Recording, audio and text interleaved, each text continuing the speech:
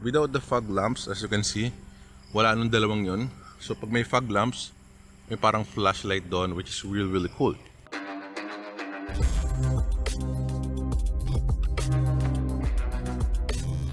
What's up, YouTube? This is your boy G back in another video. Alright, today I'm just gonna show you this Nov sight that I purchased. This is a set of like LED fog lamps, right? This is N37 H11 for fog lamps. So nasira na yung actually hindi pala nasira yung fog lamps ko, no. I thought it's not working anymore. I have a yellow Lux light fog lamps, which really good. But ito puti ito, no. Puti itong version na to. Again, H11 socket to match with my headlamps. Right? Gusto kong i-complement niya para pwede ko silang gamitin sa bahay at talagang maganda siya. So papakita ko sa inyo kung paano to i-install. And of course, testingin natin to later on. Makita natin, no, kung ano yung performance niya. And some tips as well on how to install this properly. Okay, so unboxing is pretty good. I like the box of Novsight. It's very premium. It's very good. And meron pa tayong some warranty card here. Meron din kayong free na zip tie. So just in case you're gonna need this, at least you already have that. You don't need to buy one, which is also good. And of course, your usual paperwork, product manual. Okay, basically yun lang, no? And meron na tayo ng actual na LED lights na. I like the look of it. It's really cool looking. As you can see, ito yung canvas niya. And yung mismong LED light niya is super like maangas tignan, ng ganda tignan. May logo dyan ng Novsight. And again, canvas niya is H11. So ito yung pinaka ano niya, LED light niya. As you can see, it's gray. And maporma siya, no? Marami siyang itsura na maganda. Para siyang transformer, right? Marami siyang lines and shape. But yeah, that is the actual LED. Kabilaan dyan. And sa taas, merong ganito. I think that's probably copper. But of course, same lang siya nung sa isa. And yeah, looking really good. Let me go ahead and install this right now. I'm going to show you how to install this. And we'll test it afterwards as well. I'll be right back. Alright, let's go ahead and install this right now. Unang-una nyong gagawin is, of course, aalisin tong kind of like DRL sa akin, no? Gamit kayo ng pry tool or whatever you want para ma-pry nyo to. May mga locking mechanism lang dito, right? Sundutin nyo lang konti and then pull it out like so. Be very gentle para hindi nyo masira yung auto nyo. And wag nyo rin bastang hihilahin basta. Pagkatapos, especially for the DRLs like nung sa akin, kasi syempre may wire yan, baka maputol nyo. Pag nabunot nyo na, just again gently pull it out here. And ito yung mismong tatanggalin natin. So meron yan tatlong screw sa katawan niya, isa dito and then dalawa doon sa kabila, Phillips screw. So let's go ahead and use the Phillips screw driver to unscrew those. By the way, this is for Mirage G4 2019 and onwards. So I think it doesn't work like this for older Mirage or other, model car, of course. So specific lang to para sa mga Mirage G4. Itong sa akin is 2019, but I'm pretty sure it will be applicable in many other years as well, before and after that. Okay, so tanggal na yung tatlong screw. Just gently pull it out because connected of course yan sa mga wire and all. And that's it. Now, makikita nyo may wire ako sa ibabaw dyan. It's, it's not connected. It's actually for the high beam of my Sinolin projector housing. Pero ito yung mismong old LED niya, which is yung Lux, right? From Lux Film. So that's the canvas and that's the H11 connector. So disconnect muna natin to para ma-inspect natin of course. And then lagyan natin yung bago, syempre. This is H11. So sa mga fog lamps for Mirage G4, H11. So kung nagbabala kayong bumili, look for H11. Andun siya sa loob ng projector housing na Sinolin, like what I said. And kung mapapansin nyo, ito siya, no, projector housing. Hindi ganito yung default ng fog lamps. So pinalitan ko na siya, of course. This is from Lux LED PH, by the way. Shout out to Lux LED because this is super bright. And as you can see, meron nga siyang mga ribbon dito because it's fanless, right? So it's pretty good. Walang moving object, but that is for this one. And this is the Sinolin projector headlamps with a high beam na hindi ko kinabit, no? And I just ordered this from Lazada. So if you're interested, check lang sa Lazada. I think I also have a review on this one. I will put it on the link somewhere on the upper right corner or down the description. So if you want to check out my initial installation for that one, you can also visit that. Okay, syempre itong video na to is para sa Nov site na bago natin bilhin. No? Puti ito, puti. So again, para mag-complement siya sa gamit natin. So it's N37 featuring langgam, alright? N37 pero puti siya para lang mag-complement siya with the headlamps that I have. So of course, need natin tanggalin to, right? From the projector headlamps, deroscas lang yan.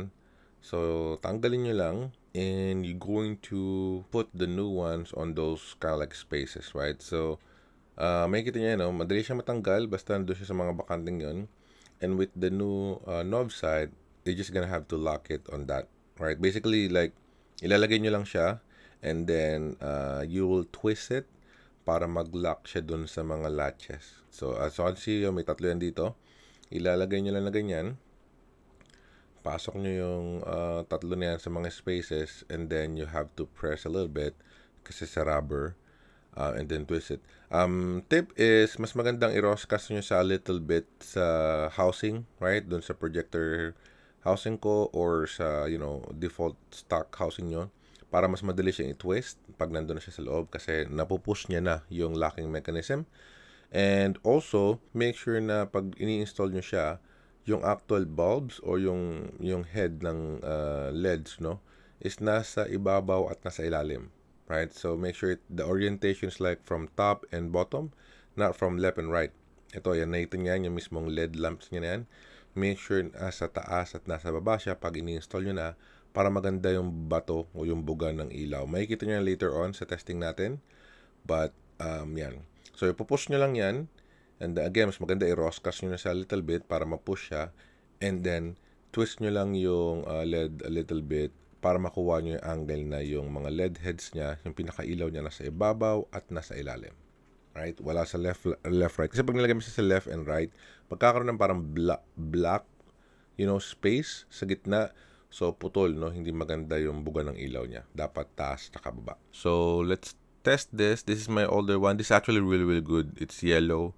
So again, lalagay ko sa description, no, if you're interested in my review and information for this. But look at that. This one is yellow. This is for like all weather. It's actually really, really good. And yan din yung advisable na ilagay sa mga fog lamps para pagka umuulan, right? Makakatulong siya. Pero yan. That's my old one and I'm going to replace it with an all white again just to complement my headlamps para lahat sila malakas na puti, right? Magtutulungan sila kumbaga. Ito yung knob sight natin with fan. Of course, syempre testingin, no, bago ilagay kasi baka di yan gumagana or baligtad. By the way, yes, may polarity yung H11, so don't assume na pag nalagay nyo siya, sira siya, di siya gumagana, you know, sira siya agad. May polarity yan.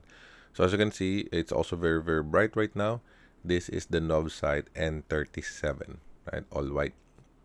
Install na natin to para mapakita ko sa inyo kung anong itsura niya with the projector because these are LED, right? But ang magic diyan is yung Sinolin projector natin which will you know, create the projecting beam which is really, really looking cool, right? I love it because ayoko yung mga sabog na nakakasilaw. So because naka-projector to, hindi siya nakakasilaw at all sa mga nakakasalubong. It's just really illuminating the roads but not the drivers and whatnot. Ito siya medyo malaki but it's super, super worth it. Again, lalagay ko sa description yan guys, yung yung Sinolin projector and yung unang review na ginawa ko, unboxing, if you're interested in how to install that there. Pero ganito siya. As you can see, may cut-off, you know, projector talaga. Pag na-install natin yung dalawang yan, it's gonna really look fancy. Alright, so let's go ahead and test it now. Fog light is now installed. I'm in a pretty dark place. It's actually scary here. This is in Montalban. But, so just a quick tip. I had the fog light installed here. As you can see on that switch there, pretty dark. Ni-rewire ko siya or winire ko siya directly dun sa abang na 15 amps fuse ng fog light. And that means you can actually turn it on automatically, or not automatically, you can turn it on without the engine, right? So as you can see, yan siya. right? It's very, very bright. As a matter of fact, pwede mo siyang buksan. Ayun, ito yung switch na pinapakita ko kanina, no?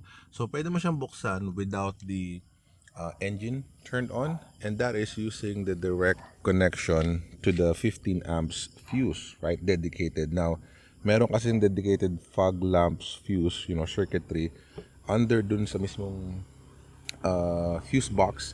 So may fuse box doon, may 15 amps. Just go ahead and check your manual.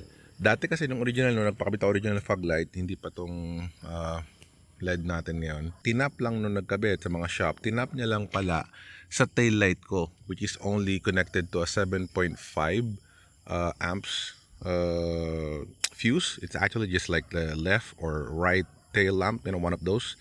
And ang problema, if you tap it, right, it's now being used by both tail light and then fog light. It's not going to be safe, right? And actually, pumutok, right? Puputok lagi yung fuse because it's just a small amount, 7.5. So I had to move it to a 15 amps, again, dedicated fog lamps fuse. Now, as you can see, again, fog lamp lang yan, wala pa akong engine. Ito siya. So you can probably hear the fan inside.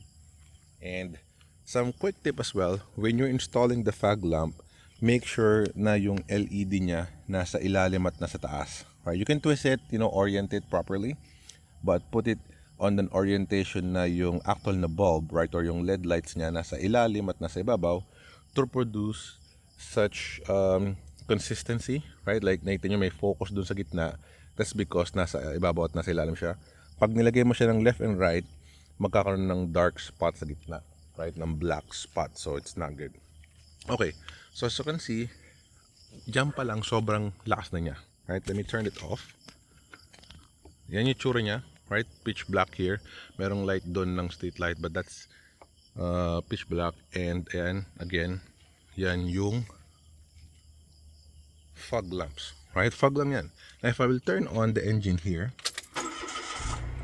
ang maganda dito, kaya white, pinili ko para masabayan siya ng headlight ko. Now I do have a retrofitted bi-LED headlight, which is very, very strong as well. And as you can see, hindi pa siya turned on right now. So pag binuksan ko siya, bam, ayan siya. So as you can see, it's really complementing it really, really good, right?